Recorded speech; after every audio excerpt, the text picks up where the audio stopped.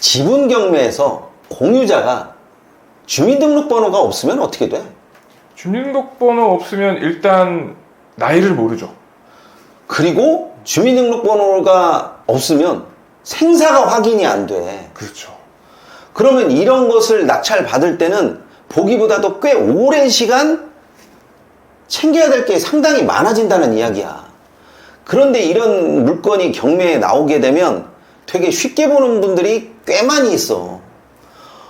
오늘은 공유자가 주민등록번호가 없는 그런 물건을 하나 가지고 왔는데, 과연 여러분들이 보시기에 이 물건이 쉽게 처리가 될 것인지, 아니면 시간이 꽤 오래 필요할 것인지 한번 판단해 보시기 바랍니다.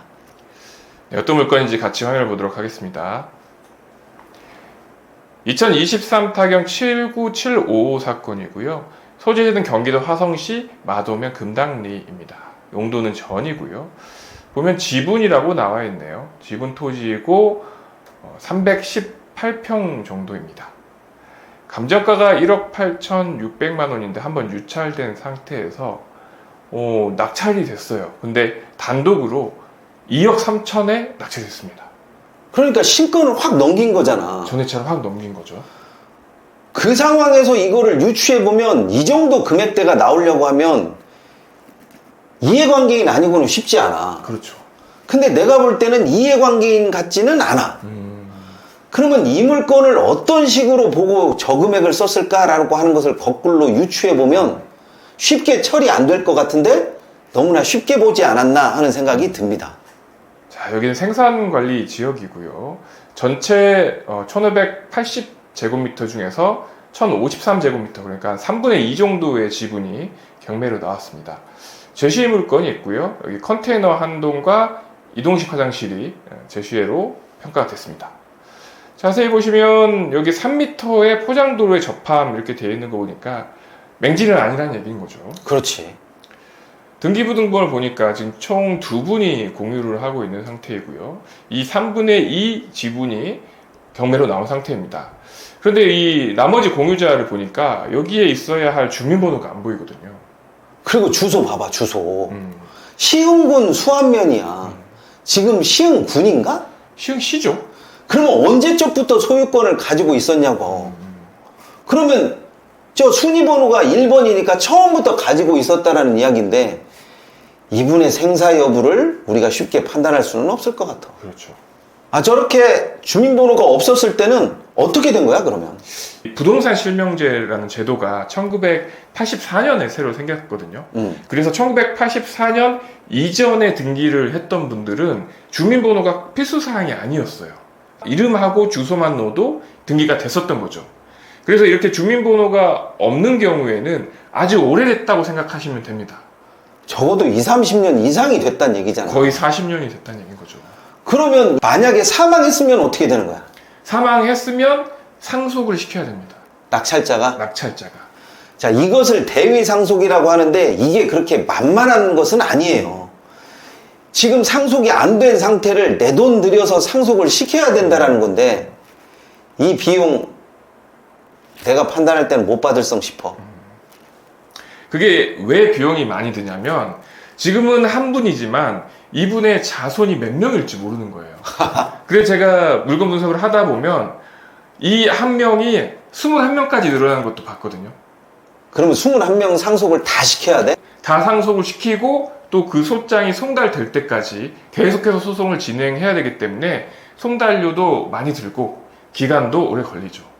그러면 이것이 만약에 짧게 끝날 거라고 생각을 하고 들어갔다라고 하면 여지없이 손실은 피할 수가 없는. 그렇죠. 그래서 이 소송 판결 날 때까지만 한 2년 반 정도 저는 생각하고요. 소송이 끝나면 사실상 이걸 현물 분할로 가져오기는 힘들다고 보고 이 전체 땅을 경매에 붙이게 됩니다. 그러면 경매 낙찰자가 나올 때까지 또 기다려야 되고 또 배당을 받아야 되니까 저는 한 3년 반에서 4년 정도 봅니다. 그러면 형시적 경매까지 가게 된다라고 하면 나는 형시적 경매에서 제일 깝깝한 게 공유자 우선 매수가 안 되잖아. 그러니까 이게 내가 낙찰한다라고 하더라도 그게 끝이 아닌 셈이 되는 거죠. 토지를 보니까 뭐 평평한 땅이고요. 여기 컨테이너를 하나 갖다 놨고 이동식 화장실이 보입니다. 저 사진만 놓고 보면 저게 정말 농막이네. 그렇죠. 이게 농막이죠. 자, 이런 식으로 되어 있고요. 그래서 아예 깡통 컨테이너는 아닌 거고 농막 형태로 나온 컨테이너 같습니다. 그리고 앞에 도로가 접해져 있고요. 3m 도로인데 건축은 가능할 것 같아요. 앞에 보면 지금 도로가 까여져 있잖아요. 이 안에 이제 관로들이 들어가 있는 거죠. 그러면 저 관로와 연결하기만 하면 수도라든지 아니면 오수관이라든지 이런 거는 묻을 수 있다는 얘기네. 그렇게 보입니다. 그리고 여기도 앞에도 배수로 같은 게 보이잖아요. 현장 나가면 저런 것부터 확인하고 체크하는 게 제일 1순위가 되겠네. 그렇죠. 자, 여기 보니까 컨테이너에 위성 케이블도 연결해 놓고 뭐 쉼터로서 쓰고 있는 것 같아요. 저것을 현재 공유자가 사용하고 있지는 않을 거 아니야.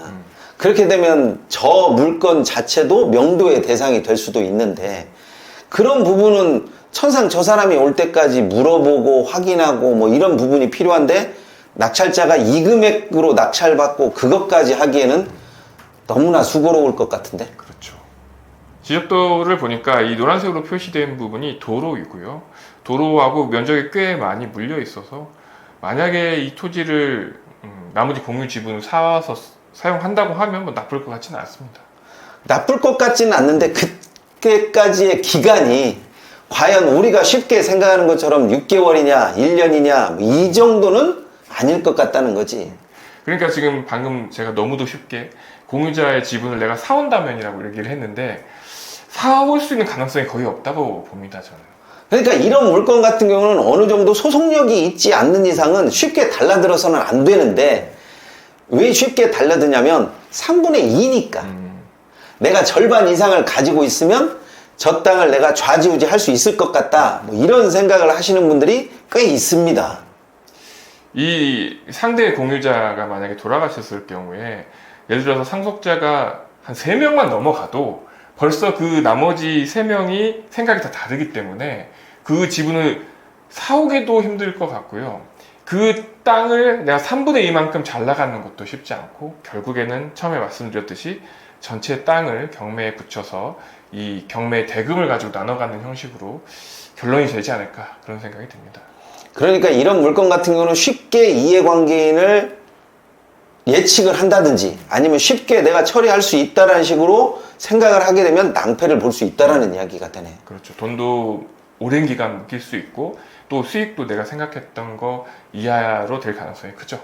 그리고 지분 경매하는 사람 특징상 기간이 오래 길어지면 이익에 대한 그 열망이 많이 희석돼서 그렇죠. 어떻게든 좀 처리하고 말자 뭐 이런 생각으로 휩싸여서 쉽게 처리가 안 되는 것 같습니다.